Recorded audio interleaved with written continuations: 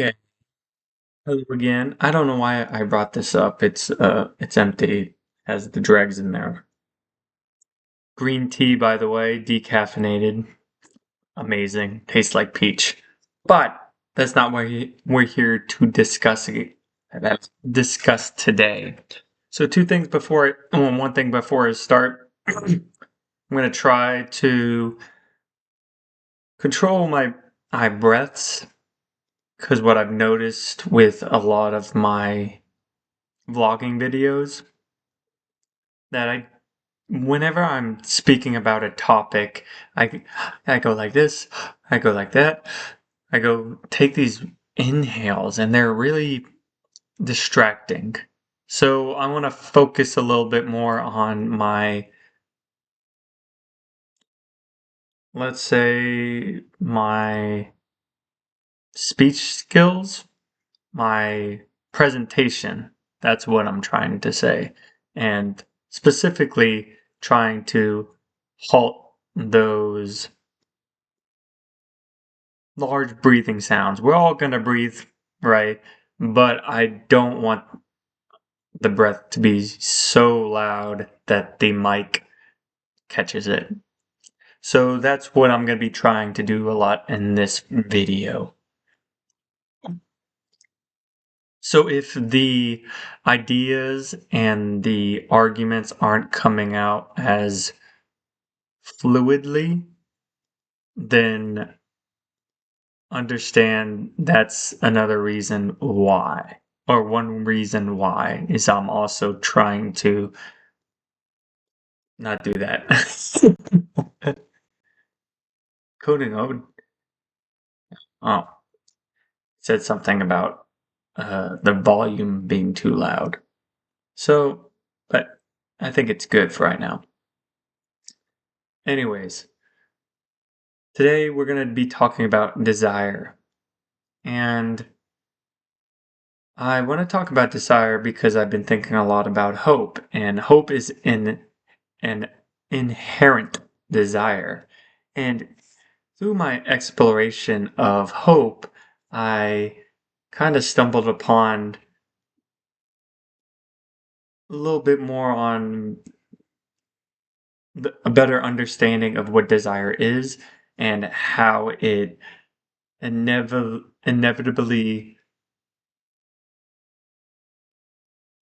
let's say, is damaging and detrimental to us. So, I think most people know the tenet from Buddhist philosophy that desire is the source of suffering, and I tend to believe that. And here's why. Let's think of desire as a almost reciprocal of disappointment and devastation. So whenever or you desire something, you manifest the possibility that you'll be disappointed. Right? If I came home and I wanted green tea and there was no pouches for green tea, that desire is unfulfilled, and thus I have the possibility of being disappointed, right? Or I probably would be disappointed, but my reaction would be uh, to that disappointment. So I can latch on to that disappointment, or I can say, you know what? It's fine. It's okay. I'll let the disappointment come in and go out. That's what we've been talking about with meditation and how that works. But that's kind of how desire works. At least the basis of it is that it's something in that you hope for, you desire for a specific object, and if it's fulfilled, you're satisfied. If it's unfulfilled, you're disappointed, not disappointment, disappointed. And then on top of that, there's different intensities of desire and disappointment. And what's really interesting is there are still reciprocal. So the more I want something and it is not fulfilled, the more disappointed or devastated I get. So let's think of this. I just thought of this metaphor and I think it's brilliant. Let's think of it as pumping up a balloon. We'll call this the desire balloon. So, whenever you have a small desire, let's say, take for example the tea, right? I have the desire to want tea. It's not a big desire. If it's unfulfilled, it doesn't really affect my life that much. It doesn't affect my values, whatever. That desire balloon is just going to have one puff of air, and it's going to be kind of small. So, whenever it does whenever it doesn't get fulfilled, that desire, let's say a needle comes, that's the needle of disappointment. It comes and pops that balloon. But since the desire was quite weak, let's say, and not that important, that balloon is going to have just a very small, and it's not going to have a large impact. But let's ante it up. So let's say you have a desire and want for your child to go to college. And you've had this desire for since they were since they first started going into elementary school, all the way to high school, and then so there you go. Oh, you have this desire. And it's a lot bigger and a lot more intense and a lot more uh, strong and more intense than my lazy green tea example. So instead of putting one puff into the balloon, it's going to be pretty firm. So you're going to pump, pump, pump, pump, pump, pump, and you're going to get good size right here with a little bit of pressure into it. Now, say your child at during her senior year says, "You know what? I don't want to go to college. I'm gonna be." The first thing that came to mind is the stripper. Now, that's pretty intense. So, oh, you have this ball, the balloon of desire, right? That you've bundled up and made more and more intense through time and this time, and also through what you value, person, your child, right? You value your child, well, then you've created a desire that extended for a long amount of time. So you have this balloon, and she just tells you she's going to be a stripper. Here comes the needle. It pops in your face, and you can react to that pretty much, right? Right? So, oh, this balloon pops in your face, and it's this all this disappointment and people could say devastation that you're feeling. And of course, you can react to that however you'd like or want. But uh, the more you desire it, the longer you desire it, the more puffs it gets. Now let's go to the extreme example, an Auschwitz prisoner. So I've used this example before, but in a Man Search for Meaning by Viktor E. Frankl, he talks about how there was one prisoner who thought they were going to be saved on March 30th. And since they're in Auschwitz, one of the most notorious concentration camps for the Nazi Germany's, for the Jews in Nazi Germany. Well, at the time, Nazi Germany, it's Poland, and that Auschwitz is in.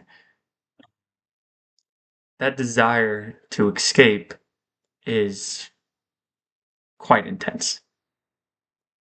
that amount of tragedy and hardship and terror can produce a desire and a hope that is so intense that it nearly pops that balloon. So you have all this pressure in this balloon, and this balloon can be like this big and about to pop, about to rupture. And what happens on March 30th when the Americans or the Russians aren't on the horizon to save you? It's right in your face, explodes with a huge amount of disappointment and devastation. And in that example, that prisoner actually died on March 31st. They said it was through a disease, but it was because of that his overt reliability on desire and hope. And at the end of the day, relying solely on hope and desire will get you that reciprocal backlash of disappointment and devastation. And that's why in my article, I'm trying to, whenever it does get published on LinkedIn, so make sure you're looking at it, but whenever looking for it, that's what I meant. But whenever I do publish it, I'm going to try to come at hope from a different angle of starting with hopelessness, then working my way back up through extreme acceptance of the situation, extreme ownership, and then being able to produce hope or obtain the gift of hope because you've done these three prerequisites: hope, accepted hopelessness, accepted and everything in your situation, and had extreme ownership of the situation. But that's a little bit of how desire works. And that's what I wanted to get into today and kind of just talk about my thoughts on it. And honestly, I wanted to tell you guys about the balloon metaphor because I thought it was pretty ingenious and a good metaphor and um, way of looking at desire that is thoughtful and explains much without telling you straight about what desire is. So whenever